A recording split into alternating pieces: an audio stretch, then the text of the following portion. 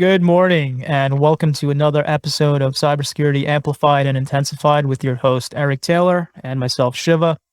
Today, we have John Wetzel from Recorded Future, and I would like to say all opinions are our personal opinions today and do not represent those of our employers. Eric, I'll let you kick this one off since we had to make that disclosure. Sure, we are going to talk about Afghanistan today and a lot of the tech that's there.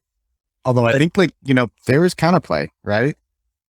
I think with Afghanistan, you got to remember what the history is there. The U.S. has invested so much time, energy, and effort in a country. And it's not just about a military force there anymore. It's not like, this isn't feudal times where we just go in and it's infantry and then they're there and then they leave.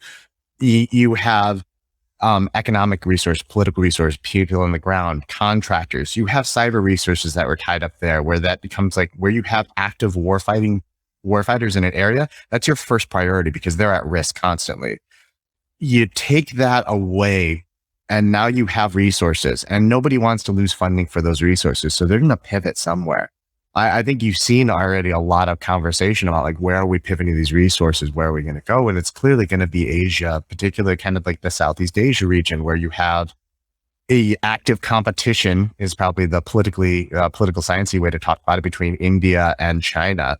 You have China beginning to flex and expand for resources in the South China Sea. And you have kind of a lot of, cyber supported activity that's happening in those regions. And so like, when you think about like Afghanistan, it's like, oh, we're pulling out of there and it's just going to be, a return to normal. Well, there is no return to normal. It's just, we have a lot of resources. We have a huge defense budget and you have a lot of nations that are trying to figure out like, where do we direct the energies here? And where are we going to do this?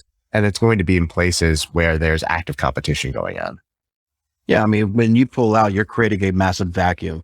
So, when the president and everybody is coming out, it's like, oh yeah, Taliban's not going to take over for a long time. I'm like, no, you're creating, like I said, a major effing vacuum. That thing's going to get filled in really damn quick, and we had military operations that were going out from Afghanistan for other covert operations. We weren't there just for, deploying democracy in the region. We were, leveraging other, wars or, counter military intelligence or whatever the case is from Afghanistan. So this is going to make a global effort from a military standpoint a lot harder.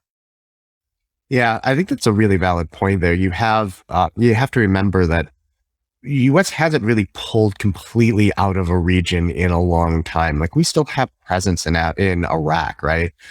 India, we still have presence. We still have bases in supply depots and certain islands and bases there. You have, it's very rare to see a complete military withdrawal, right? Like a complete lack of presence and place there.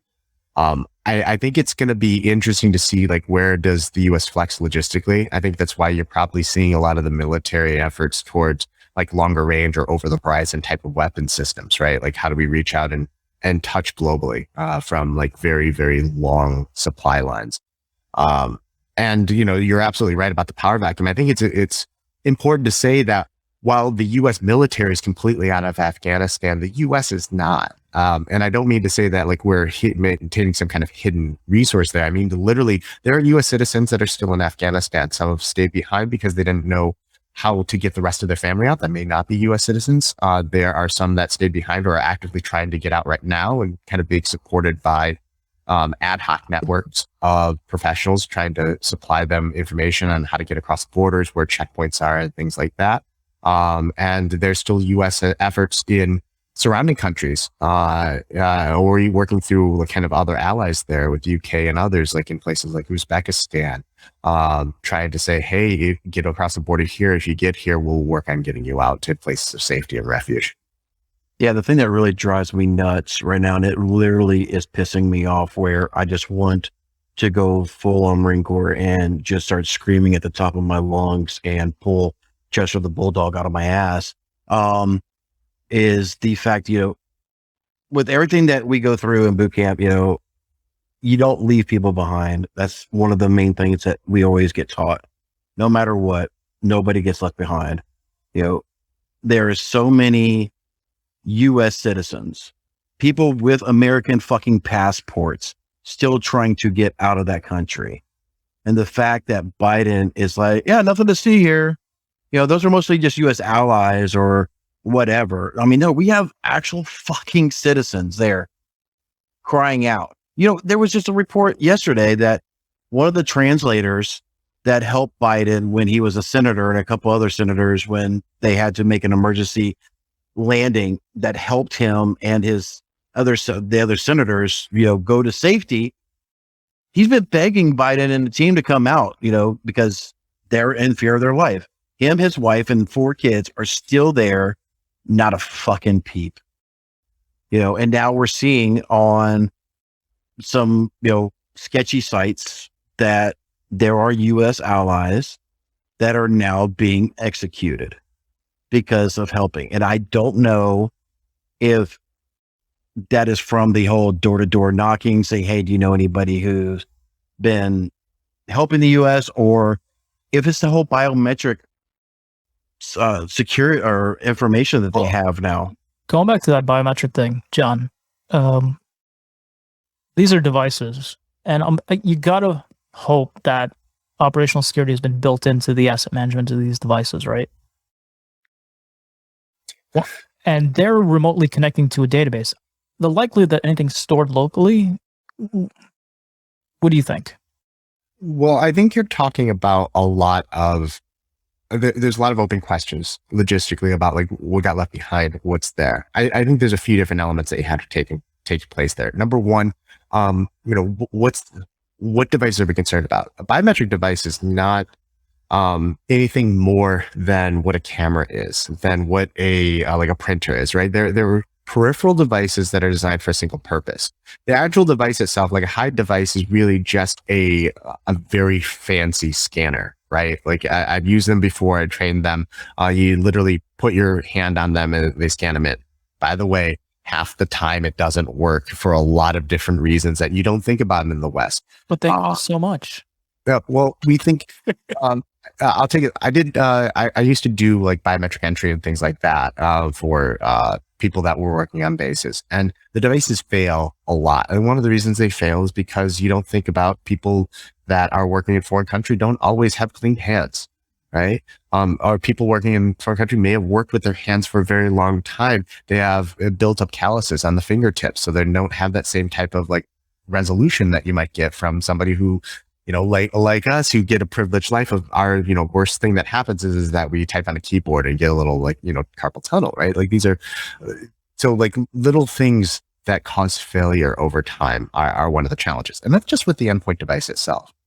Locally, there is information that does get stored in, say, like a local laptop and things like that. That's where you have some local processing that happens. You'll store up local records there.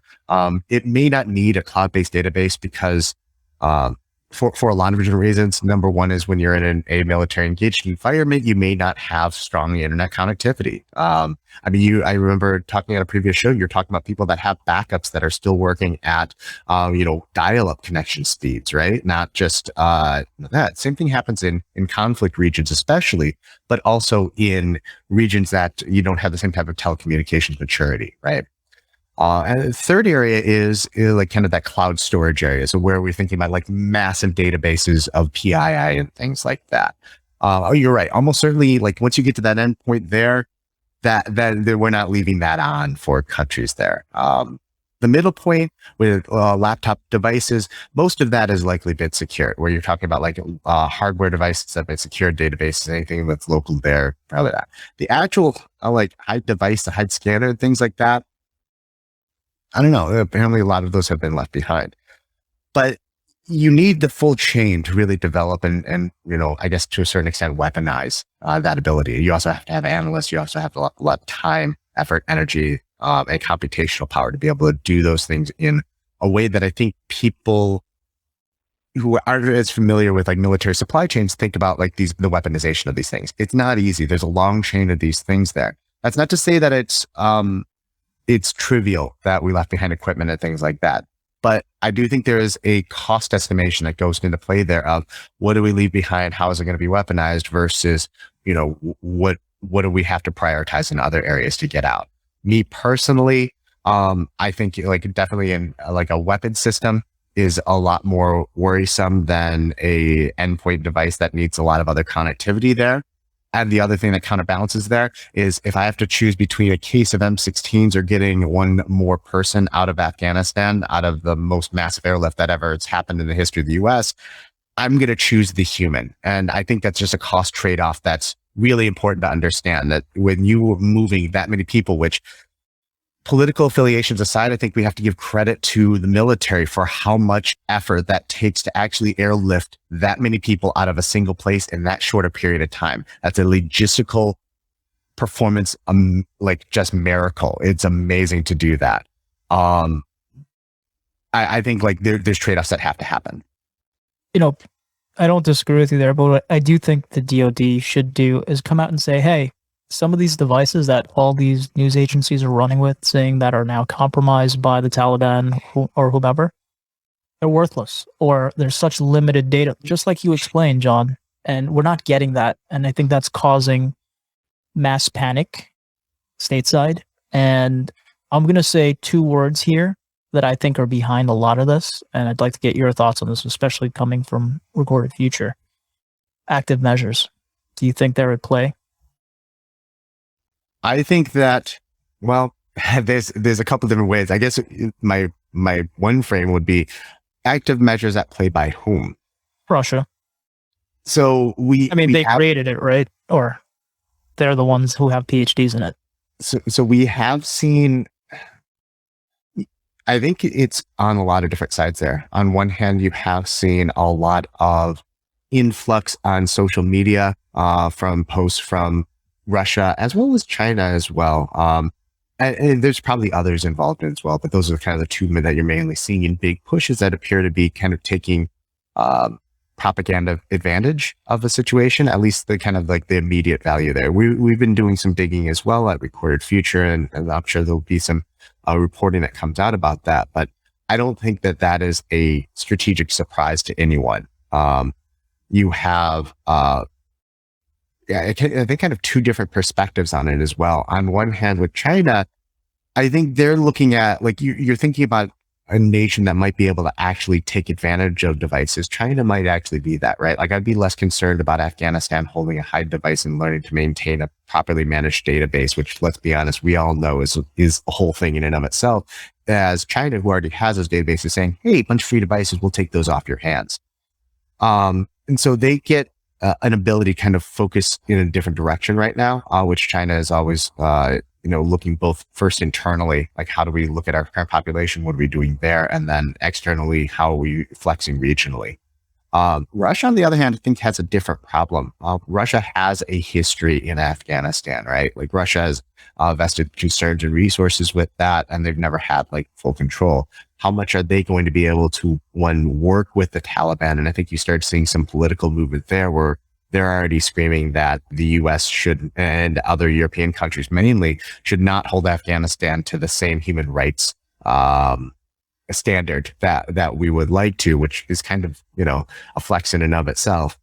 I think that you're also seeing Russia trying to be concerned as well. Like there's, they have a history in Afghanistan. They have a history in in a country that's on their periphery there. And how do they look at that? What do they view as being concerning there? Because Russia is not a innocent bystander to this stuff either. They are actively concerned at what's going to happen anywhere in the periphery. And it could be a pain point for them in future years. So when you talk about China, we talk about some of these other things. The thing that really, comes to my mind is China is already doing to Afghanistan what they've done to South Africa and other parts. And I forget the name of the program. I was trying to look it up real good, on Google, but the name is evading me. The China government essentially leases and sells their infrastructure to third world countries to build up the technology, and they're data mining all that stuff. So China's already doing this. They're already engaging, and potentially will start, if that deal goes through by the end of the year, China's going to be standing up. So you have that, you have legacy or quote unquote legacy or somewhat decommission a technology that's still there. So China's able to potentially get their hands on and start reverse engineering our tech. I just look at this as a massive honest fucking failure. Well, I think what you got to realize is a lot of this gear that was left behind, John, correct me if I'm wrong here, if you can, is gear that was given, I use that term loosely, to the Afghan army. That's a lot of what the Taliban has taken over since they're now in control, or seemingly in control.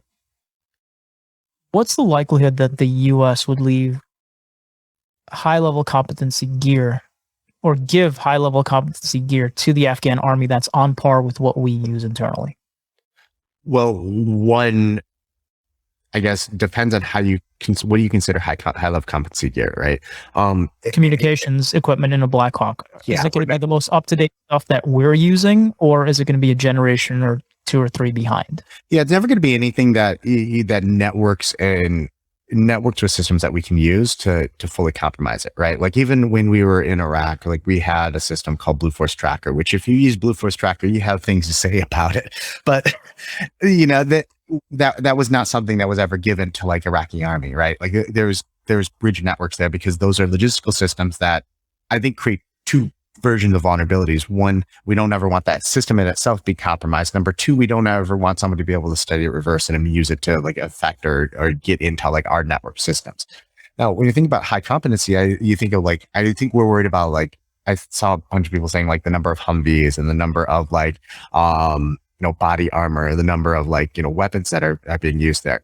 I do think those are tragedies. I don't like seeing Taliban soldiers with a bunch of U.S. military uniforms, U.S. military weapons, and those things. That to me strikes very close to home of, that anger center, because, I have friends, I have, units that have, I guess, play it lightly, suffered quite a bit from that. And that just hurts an emotional center.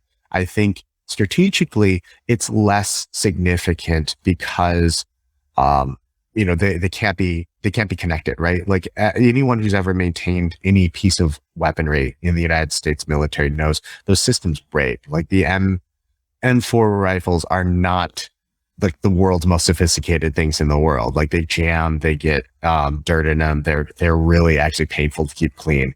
I used to drive around. Well, it was a 998, so like 998, and then it was I think it was a 1024. Sorry, 1113. Those are versions of Humvees, and those are really painful to maintain. One, because of the things that we've done to them. You think of like an up armored Humvee that can survive an IED attack as being the latest greatest thing. Well, no, you've added on 10,000 pounds of extra weight, and anybody who's ever tried to haul a trailer with a souped up SUV knows they're not prepared for that, and they will break down very quickly if you're not like fully trained. And what are all of the lubrication points on a Humvee? You don't think of stuff like that, but those become really important when you're maintaining like complex mechanical systems. On the electrical component side, I think we've done a really good job at making sure that, we've stopped that. I would probably contest the point that China is going to come in and reverse engineer, or even have a lot of value at reverse engineering our stuff, because a lot of the devices weren't really that sophisticated. Most high devices you can actually get, they're part of a DoD program called COTS, right? It's commercial off-the-shelf technology. And so, if it was gotten, they've already gotten it, right? Like they've had availability for this. And that was, I think, one of the intents and maybe a non-targeted benefit of having that type of commercial off-the-shelf program with Department of Defense, where they went out and massively bought whatever devices they could before custom building more things, was that it's not as valuable anymore to capture some of those things. I'm like, even when you get into sophisticated communication systems, Singar's technology, those are the radios that, by the way, are very old, but free copy technology. Most of those have been burned and gone through. But even if you happen to capture one, which I'm fairly certain somewhere, so like somebody has gotten access to one of those, the way that they're networked and the way they're worked is that they rely on encryption devices that are timely, that worry about, hey, this rotates every so long period of time. So I think it's like we've instructed a lot of people in network security. There's a lot of layers in defense and depth. Compromising the hardware is purposely thought out so that you don't compromise the full integrity of the network, even if a hardware device is lost. But do you think when you're looking at this from at least what's being publicly discussed, what appears to be the lack of freaking planning by our government, the last minute pullout of things, where there's been open discussions where some Blackhawks were disabled, but they didn't get to them all.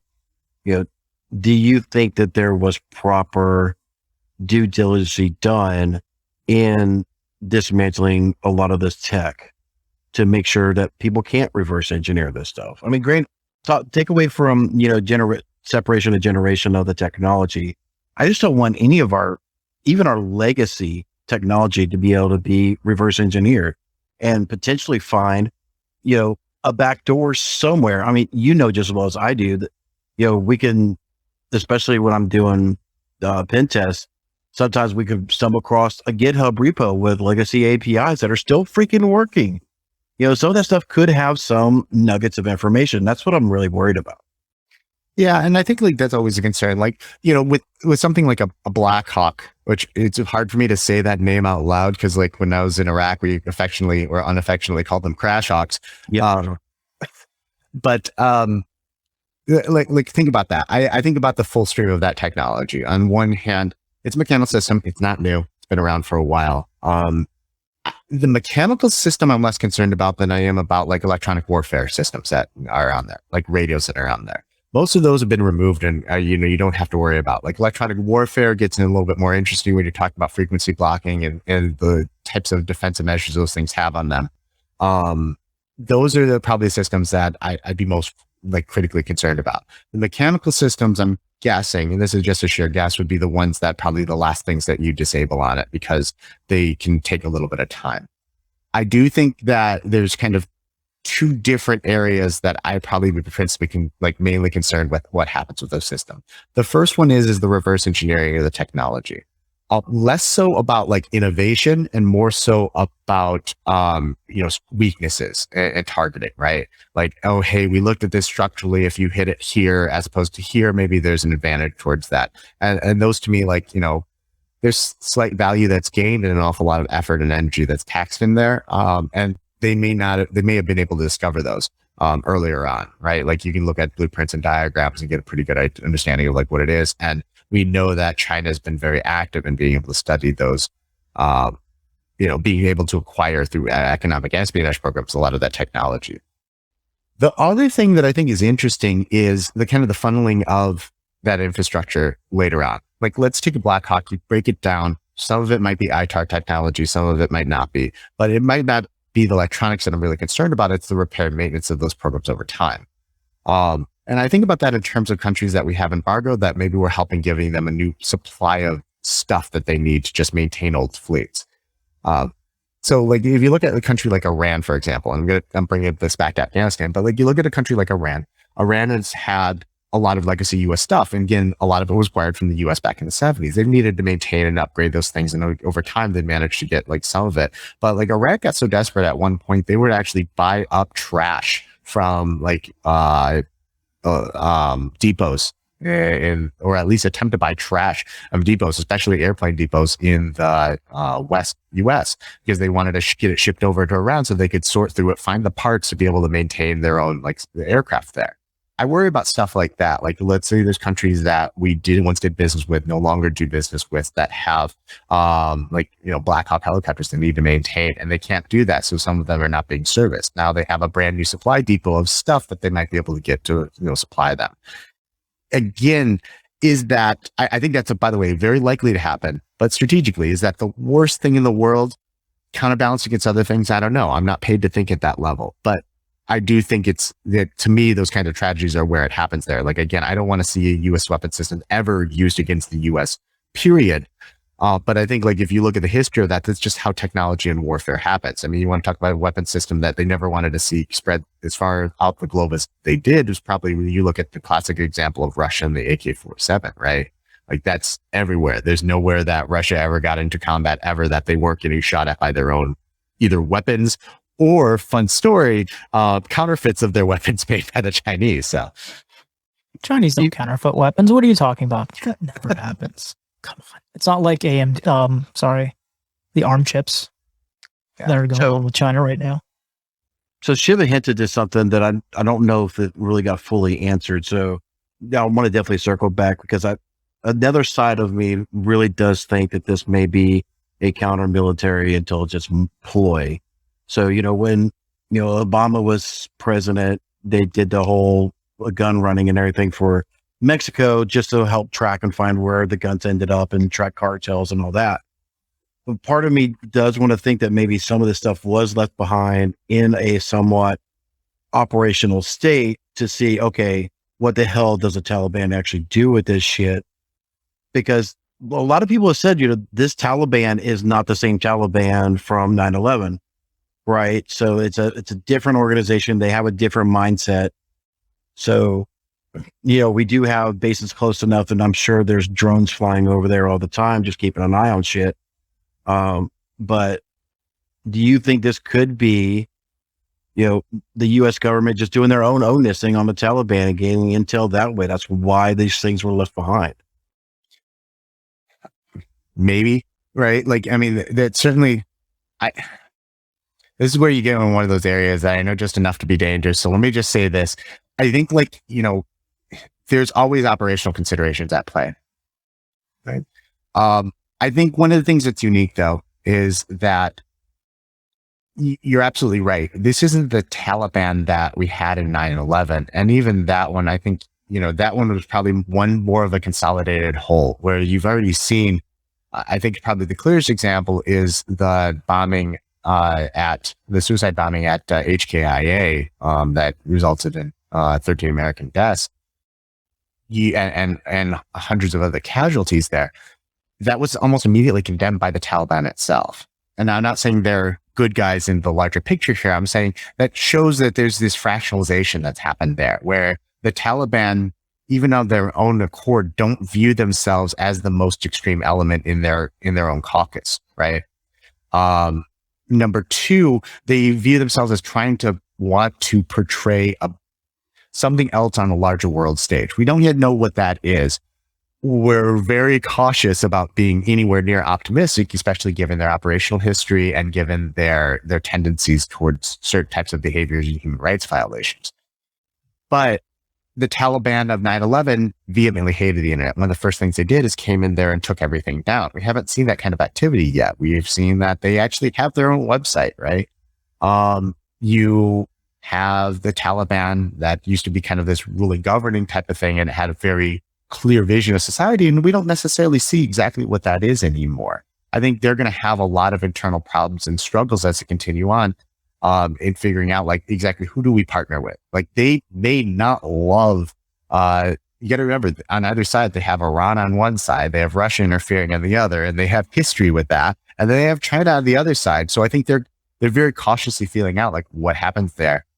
They were not conciliatory towards the US as well. They laid down very hard lines, but at the other hand there, you have to remember in the end stages of the pullout, the Taliban were providing security for HKIA, whether you have, you can have like opinions on whether you think that was real security, if they let people in and other things there. But on paper, they were doing that. They were communicating with US military commanders on the ground there. Those were things that were actually happening.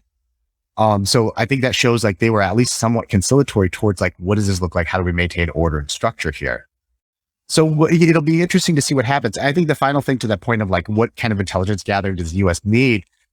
I think you ultimately have this question of they're not a closed country, right? Like Afghanistan and the Taliban haven't yet, decided exactly what they want to do. We don't see that they're going full on like North Korea, like let's cut ourselves completely off from the world. So that always leaves open this possibility of like, what exactly are they going to try and do? How are they actually going to structure things? How are they actually going to bring things and partner it? It may not be a partnership. It may not be things that we in the US view in the best and brightest light here. And even the citizens of Afghanistan are terrified. And I don't want to trivialize that.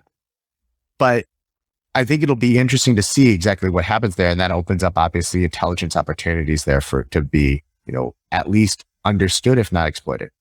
One thing I do want to say is if we alienate the Taliban, they are just going to gravitate towards people who oppose us, whether that's China, whether that's Russia, regardless of what China and Russia are doing to them. So it's in our best interest to have a discourse with them to be a part of how they want to rebuild, or at least not interfere to that degree. At least that's what I think. One of those days, keep your enemies close, but your enemies closer. Yeah. Well, but just don't push them towards your enemies. I mean, I think that's really the basis of what any type of collaboration would be. And CNBC ran a story that the Pentagon stated exactly what John said. Taliban was helping with the evacuation effort, keeping order, whatever that means to whomever. And the reason I brought up active measures before is I think we are, as a country, in a really interesting place where it's easy to divide the left from the right. And people forget that, yeah, you could be on the left, you could be on the right, but you're still an American. And I think that should be the overarching thing that governs us. At least that's my 2 cents. Yeah, and I think internationally, it plays an even more important role there. Like, Eric, to your point, I kind of, in my mind, I guess in my fiercest, alcohol-fueled, like, anger sessions, I do want there to be something approaching like Pax Romana, right? Like, Pax Romana was this idea that in the Roman Empire, and even then it had challenges, but in the Roman Empire, a Roman citizen could literally walk anywhere and all they would have to say is that I'm a Roman citizen, and nobody would touch that because they knew that if you killed one Roman citizen, you risk bringing the entire threat of the Roman Empire down onto you. I like that. I like that idea, but even in Roman times, that had its own challenges there. And I think in the geopolitical climate that we're in order to really secure an American nation, you have to think about, like, all right, how do we work inside of this international space, particularly in regions or with countries that we may not entirely agree with. And I think that's really hard in a very politically charged environment where we want countries to 100% fall in line with what American view of democracy is and how do we do that. And we want countries to, like, 100% fall in line with what the American view of, like, human rights are, and, like, vehemently go after nations that aren't. Well, I get that, and I want that as well, but you also have to bring that into realities. And if you look at the past history of U.S. Operating globally, there's been a lot of challenges where we've been forced to choose between kind of two evils, and which do you work with? But how do you work that and partner with that in a way that's below active conflict to try and figure out how do we make this work so that the whole of the U.S. is actually maintained? And I think sometimes that does mean that we have to make deals with the devil in places like, like Afghanistan, or with other countries that may border. I mean, you got to remember, countries that border that much influence there are strategically important. I always think about, like, Azerbaijan. You have Europe on one hand, you have Iran on the other, you have Russia on the other. Those are really strategically important countries that maybe we don't think enough about when you're thinking about, like, all right, great, Russia has oil or natural gas. Where are they putting that pipeline for that through? Germany. Where are they, moving networks through? How are they doing that? Germany around the Ukraine. Mm-hmm. But let's not talk about that because that makes too much sense to talk about, right? One thing I'd like to pivot to, and I know this is not in line with the Afghanistan thing, is China and the arm chips. I don't know if you're read up on that, John. You wanted to discuss that. Not as well educated on as I probably should be. I guess, like, which area of that do you want to take on? Nortel Part 2. Oh. And for those of you that don't know about that, Highway, or Huawei as they call it, basically reverse engineered Nortel gear and started producing it on their own, selling it. I think compromised it to other countries and were able to get in. But on a low level, a Chinese firm took over 51% of the company of ARM Holdings, which controls the IP for the chips that most everything is based off of. And they just spun it out into their own company and took over the IP. Am I off base on that? I believe that's correct, yeah. Yeah. So now, again, China is in control, or a Chinese company is in control of IP for stuff we use, and they could, I'm pretty sure, come around and put a tax on it or a royalty charge on there, depending on how it's structured. And that could potentially compromise our ability to manufacture chips, even if we want to do it domestically. So chip manufacturing is a whole world there. By the way, talk about the pivot. Our Afghanistan to like, semiconductor processing and foundries. Like that was masterful. I appreciate that. We try. So I don't know. Hardware manufacturing is a whole thing. And by that, I mean, like when you're talking about semiconductors, you're talking about like, I think people, if you're not as familiar with semiconductor manufacturing, you may just think like, oh, hey, these are just things that come out like or maybe you don't put that much thought into it. But I guess there's a couple of things. One, there's two basic types of chips. You have FPGAs, and then you have ASIC chips. ASICs are like custom made, they're printed. That's like what's inside of your iPhone. And then you have FPGAs, which are field programmable gate arrays. And those are kind of like I don't know. It's like a Toyota, like a Chevy chassis that they put into like 18 different cars, right? You can build a lot of different things on them for a lot of different purposes, right? When you're talking about how chips are made, number one, the vast majority of them are made over in, I guess I'll just roughly put Asia around it, but China, Taiwan, some are manufactured now in Vietnam and others, sub-Asian continent there, but like mainly over in that region of the space. There's a lot of history, there's a lot of politics, there's a lot of economics that go into why that exists, but the majority of them are made over there. That doesn't mean that there is no chip manufacturing capability in the United States. There are still companies that do substantial business in that. They just don't necessarily do it in the volume, and it doesn't end up as many consumer products as the volume of semiconductors that are manufactured over in Asia. You saw some of that with like, there's some, I'm not going to name names, but there's like large manufacturers in Taiwan that due to COVID ended up not being able to produce much. There's large centers in China. I think there was one, if I remember correctly, I could be getting this one wrong. I think there was a semiconductor plant somewhere near Wuhan in China that was heavily affected during COVID, had to shut down, and then it caused, massive supply chain disruptions, around the same like level of supply chain disruptions. Apparently one boat getting stuck in a canal in Egypt can cause, but like, that's a whole other thing. I don't think that was an accident, but when we're talking about, supply chain security, I think there's a couple elements at play here. Number one, it's really, really, really, really hard to figure out whether or not somebody put an implant into a hardware chip. Like, it's just really hard. Part of that is just how they're manufactured. You have layers of chips. Like what you look at on the surface has like a bunch of connectors and stuff like that. There's actually several layers of connectors that go into manufacturing a chip. Like the wafer itself has multiple layers that are printed. And then another layer is put on top, another layer is put on top, another layer is put on top. So the little transistors and things that you may have played around with from Radio Shack, there's actually a lot more like complicated system below that make these kind of hard to figure out. Once they're glued together, you can't unpeel them. So like, is there secret traces in there? Are there other things that we need to be concerned about?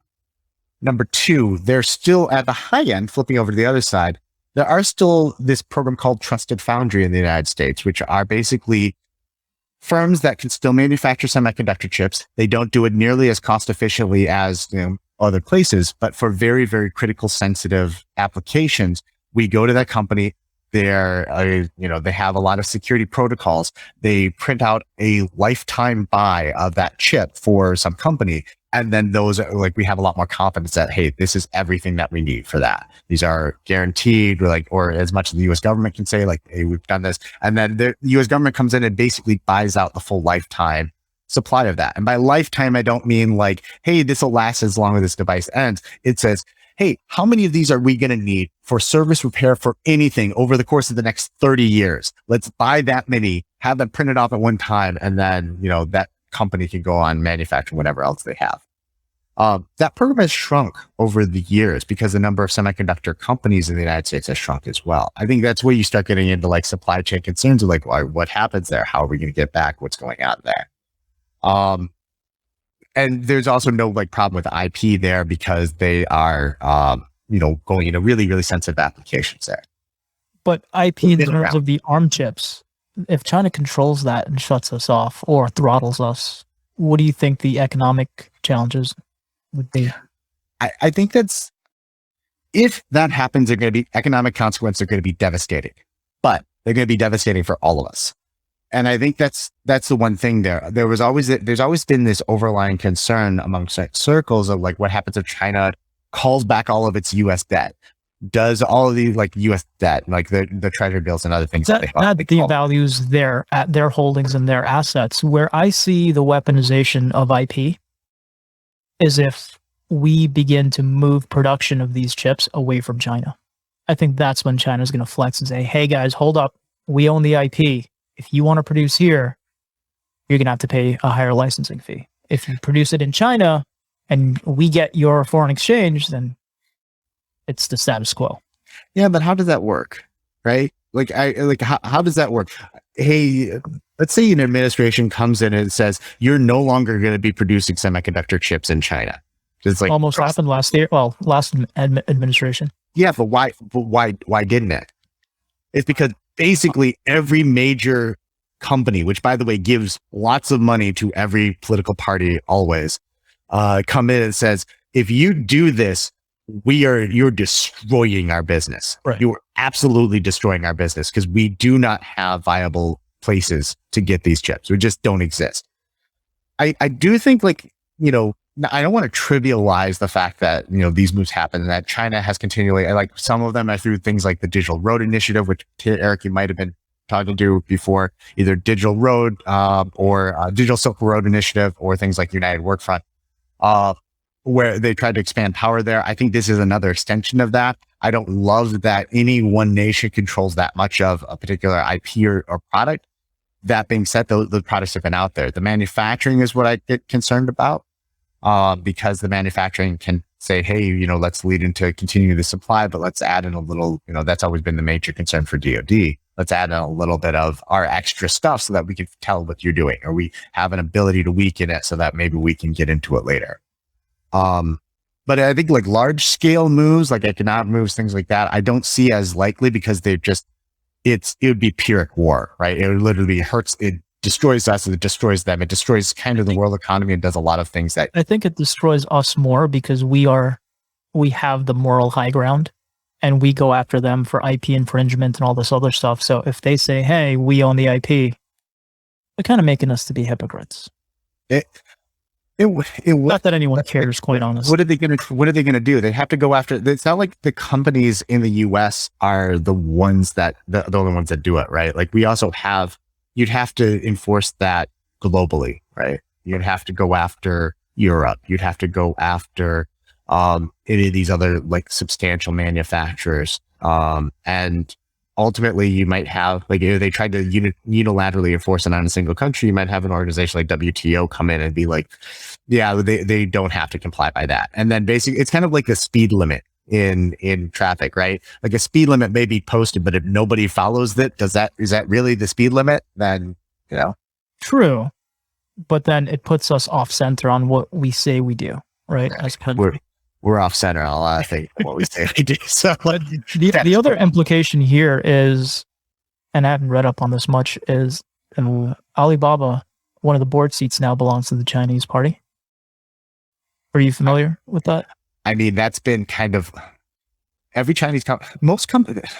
The fact the U.S. government does not actively hold board seats on most of its major companies is a thing that's really unique around the world. It's really, really unique around the world. Russia has joint stock companies where the Russian government owns part of it, and then there's a civilian group owns of it. China, we actively assume, because their structure is so obfuscated, it's really hard. Once you get to the top, if you ever want to just go down an absolute rabbit hole, try to find out what the board of directors of Tencent looks like. Try to find out what the board of directors on any Chinese-based company looks like, and it rapidly goes down a rabbit hole of we don't really know. Their leadership gets so obfuscated there, and who owns what shares and how they're controlled, because the active assumption is that the Chinese government owns half of every company there anyhow, or at least it owns a substantial stake in a lot of these organizations. But don't you think that changes the game when they outright say, hey, we're on this board right now? And I think that's more for them to flex their power on the Jack Ma's. Yep. I think it's less about us and it's more about them. Right. I think it's less about I think China makes a public move like that less because they're like, we want to show US that we can do it. I think it's more so like, hey, you guys are in our country. You get too far out of line. This is what we start doing. And very publicly, this is what we start doing. You know, earlier you mentioned Vietnam, and another pivot, sorry. But I've been noticing a lot of manufacturing go there, but more importantly, a lot of foreign investment. Is that something that Recorded Future tracks or not really? So over the past year, we've written a number of reports that are kind of mapping out and looking at principally focused around China and investment and engagement. I guess you can call it about like kind of mapping the soft power there. And we're not the only ones that do this. There's a lot of other organizations that have done really, really good work at kind of tracking like things like, Digital Silk Road Initiative. Where is China spending money? How are they flexing in? Like, where are these foreign money going? I think that it's not just limited to Vietnam. It's not just limited to areas like, early on the call, we were talking about like areas in the Caribbean, right? I think like people generally in the United States don't appreciate exactly how much foreign money, particularly like, let's just say Chinese money, sometimes Russian money. Russia's a little slower at this, but China's been very aggressive at sending out a lot of foreign money in terms of loans, in terms of business deals, in terms of leased infrastructure, whether it's telecommunications devices and other things, to areas where it wants to make substantial investments. And they have been particularly heavy at doing that in areas where they think that they can flex influence in the future. Places like Vietnam, they've done, I've seen some of the same things that are happening there that they do very, very actively in places like sub-Saharan Africa, even in South America. There's a lot of infrastructure over there. So I don't think it's certainly not something that's new. It's certainly something that is concerning for the long-term implications, but it's kind of hard to grasp when you think about terms of like, what's immediate, right? Like it doesn't have an immediate grasp. It's a very long term. It's like a 20-year play, but it ends up with a lot of power being consolidated in certain countries. But don't you think that's our biggest problem? We play the short game while they have been playing the long game, and it's really coming home to roost now. I don't know if it's our biggest problem. I certainly think I certainly think that's one of the strategic challenges of the form of government that we've chosen, is that particularly in a increasingly fractured society or viewpoint society where people are increasingly going to push towards margins of beliefs, and more importantly, push towards believing that their marginal view is the view. There's no middle ground. There is no compromise, because that can affect your integrity. Is that then when you do have changeover in forms of government, it happens on a tempo. Like we really change over. Everyone says like we change over government every 4 years. No. We change over an executive every 4 years. We change over our government every 2, which means that realistically, I think we get on any government cycle. I think we get 8 months of governing, and the rest is campaigning. And we're going up against the Xis or the Putins who are in power for 10, 20, 30 years, and it's really hard to keep focus when it's a new government or it's a new mix. I think that becomes one of the challenges, especially when you look at massive administration turnover. And when I say massive administration turnover, is the way the U.S. government is really built is that there's a couple different tranches. You're trying to separate out operational layer responsibilities and long-term planning away from top-level prioritization and executive leadership. And the way it's been designed and functionally worked for a long time, up until right around, you could argue that the Trump administration was really one of the first ones to really get in there, but it probably happened, like there were a lot of leading points up to before that, was that you have kind of like a group of operators, a group of people that are director level in administrations that don't turn over. They're not political appointees. And that is a lot of your, what you consider, like they're called SES, or Senior Executive Service inside of government, SIS and intelligence services and things like that. These are civilians who have they started off as a GS scale, they rose up, they got to an executive level. They are the directors of agencies. They are the directors of like all of the organizations you might think of it be affiliated with government. Above them sit the political appointees, people that are this cabinet level secretaries, sub-cabinet level secretaries. So the thought process is that you can change over a Secretary of Defense, you can change over an Undersecretary of Defense, but the people that are actually doing the real work and planning below them are staying in place, and they're the ones that structure. Now, administration prior to like administration 20 years ago, I don't want to get in politics, so I don't want to start naming off the administration, but some have come in there and said, hey, this service has gotten old. We need to clear them out, or we need to minimize them, or we need to do other things there for good and bad reasons. And then you have others that come in and saying, hey, we need to flex and put in people in these SES cores because they're the people that are actually doing things and writing things there. And I think as you started seeing administrations feeling more comfortable with figuring out like, hey, how do we minimize, or how do we get our people into this operational core, then you start thinking about like, all right, how are we starting to get more short-term thinking baked into a structure that it becomes a little bit more concerning, a little harder to maneuver, right? Right. Eric, anything you want to add in? Nah, John's been hammering the good points, man. There's a lot to, digest and take in and stuff like that. It's always great to have John on here just to like lobby up the question and sit back and just soak it all up, man. It's awesome. One thing I do want to request of Recorded Future is you guys to do something on this topic we discussed about the tech left behind, because I just think you guys have a much broader reach than we do. For now, we will overtake you one day in the podcast. Probably not, but whatever. Is that I think there's a lot of disinformation out there that is creating even more disharmony amongst us in the U.S. And I feel like someone should take a stand and say, let's really assess all the news out there, fake, real, whatever, and help people understand what was left behind and the type of impact it could make. Yeah, I think it's one of the things that I've been kind of trying to piece together for a little bit, is a clear assessment of really what is involved with Afghanistan. Like, what do we have to look for there? Like, what's actually going on there? I think there's a couple different levels. Like, politically, geopolitically, it's the right move to pull resources back. I probably would have argued that we should have done it, to Eric's point, in a very different way.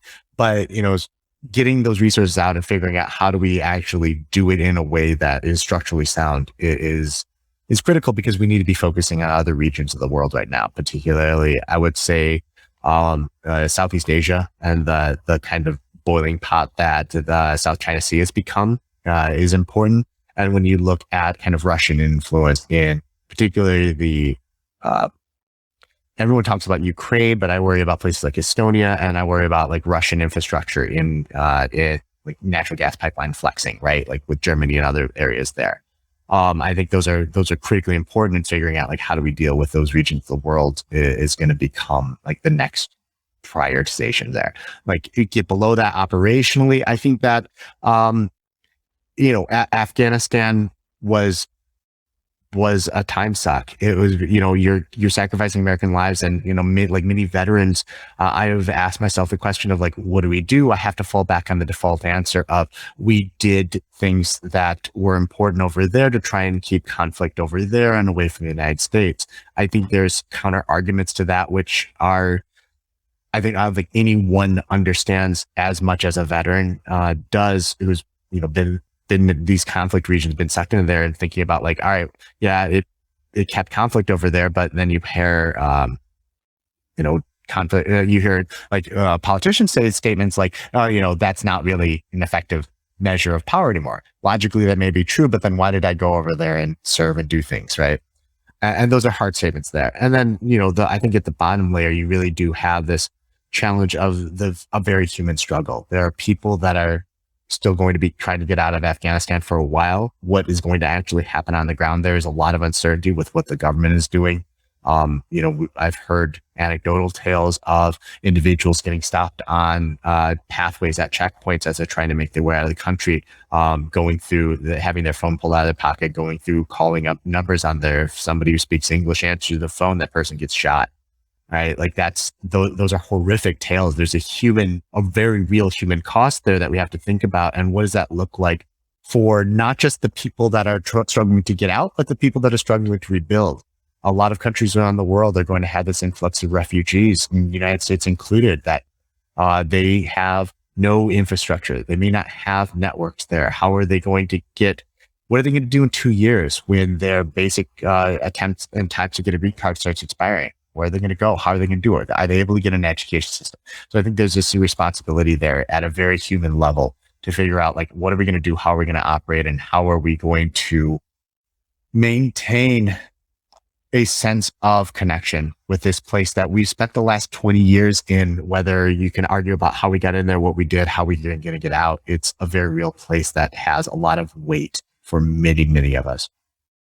Yeah, I really think, like you said, but I think we're knocked back on our heels a little bit. I don't think we're standing, boot strong there and really have a clear path going forward, because it was really a political stance where hell or high water, we will be out this date and damn the consequences. So that's just my opinion, though. What I think we can come back from it, though. I think we're strong enough. There's not a question about coming back from it for me. Or learning from it. Sorry, maybe that's the better term. I don't know. I mean, geez, I'm not going to go down that path because we're going to go into a massive different pivot that I'm sure John does not want to go down today. But I'm just saying, look at the history of what's been happening in the country for the past couple of years. I don't think many people really learn from history anymore like we used to. Oh, there's too much information out there. Information is too accessible, and there's too many versions of the same topic out there. The too many versions. And good, real, fake, and everything in between. So for whoever's listening, just buy your intelligence from Recorded Future. Call it a day. They're always right sometimes. 70% of the time, we're right every time. There you go. So a clock is a broken clock's right twice a day, right? With that, sorry, go John. No, I was just gonna say, I really do appreciate the being able to come on and talk, and I think it's, Eric, I feel you. There's a lot of things that personally I will say I'm still trying to unwrap in my mind about what happened, what did we do, what's value and worth, and I think those are ever enduring struggles for everyone, particularly for veterans right now, and so yeah, I feel you. The biggest thing, even from a veteran standpoint, if somebody would just come out and just openly answer questions, and if it's classified or is part of operational integrity, just say, because of ongoing operations, we're not allowed to answer that question right now. Perfect, got it. You've clearly stated you've got something going on. I'm okay with that. But the fact that somebody's not coming out and, doing the quote unquote, I plead the Fifth Amendment because, we got crap going on, is really discerning. It's really putting way more questions, at least in my mind, and I think a lot of other people's minds, especially veterans, like, what the fuck is going on? And why is nobody answering questions? Oh, some of that could be OPSEC, Eric. They don't want to admit something's going on, but I think in the case of the stuff that was left behind, the tech, the gear, someone from DoD or the government should come and say, this is why we're not worried about it, because there's a lot of disinformation around that stuff right now. So, I always go back to, any sort of, I don't want to, make this pivot, but, if you're in an active shooter situation or you've got some sort of crime situation going on, the police will simply say, we cannot comment because of an active investigation. And everybody's okay with that. Why can we not do that with this? That's just my question. Hey, we'll find out in 15 years when things get unclassified. Maybe. And they can write the story they want. Mm-hmm. And we'll have 13 different versions of that too. But anyway. Then it'll be a history book, which, to Eric's point, I don't know if somebody's going to read. Wait, did we win? Because only the winners get to write history. Are there winners anymore? See, we can go off. We can say participate for everyone. Well, John would get this. Are we allowed to salute like this, or do we have to start saluting like this? And the people who don't know, people who have never lost a war show the paw or show their forehand in a salute. If you've lost a war, you show your palm in a salute. So, but I anyway. did not know that. Oh, okay. Mhm. Alrighty. With that, I would like to thank John for coming on today. And it's always fun having you on and getting to learn from you. Eric, anything else? Nope. That's it for now. Thanks for so much for tuning in, everybody. Again, thanks to John. If you have made it to the end of this podcast, thank you so much for putting up with a really, really long version of it. We really hope you enjoyed it. Please go to amplifiedandintensified.com. Spread the word. Tell about us to your friends. And if I could talk this thing through, it would be great. Until next time, y'all take care.